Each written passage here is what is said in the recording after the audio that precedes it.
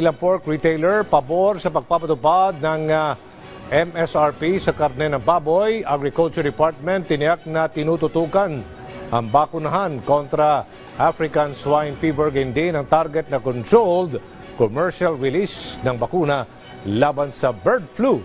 Si Vel Custodio sa sentro ng balita.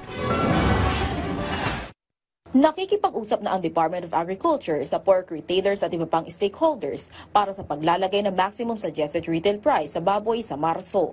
Sang-ayon naman ang pork retailer na si Caroline sa pagpapataw ng MSRP. Mas maganda rin sana yung ganun, kaya para 'di ba, alam natin yung presyo talaga.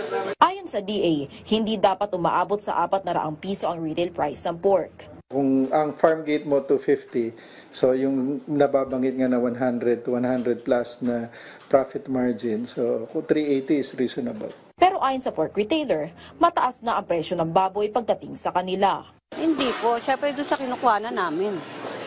Kasi kung di naman mataas yung bigay sa amin, hindi naman kami magtataas eh. Patuloy pa ang investigasyon ng DA sa pagtataas ng presyo ng baboy. Kung ang mamimili naman ang masusunod, hanggang 300 lang dapat. Bukod sa pagpapataw ng MSRP, isa pa sa pinag-aaralan ng DA ay ang posibilidad ng paglalagay ng karagdagang option kung saan mabibili ang baboy at manok sa mas mababang halaga.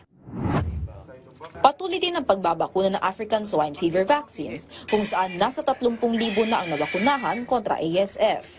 150,000 na karagdagang vaccines pa ang dumarating sa ikalawang kwarter ng taon. Target naman ng DA ang controlled commercial release ng bakuna kontra avian influenza o bird flu sa ikalawang kwarter ng taon. Habang kinumpirma rin ng DA na foot and mouth disease free ang Pilipinas kahit walang bakuna. Kasunod ito ng temporary ban sa importasyon ng ilang poultry products ng Germany.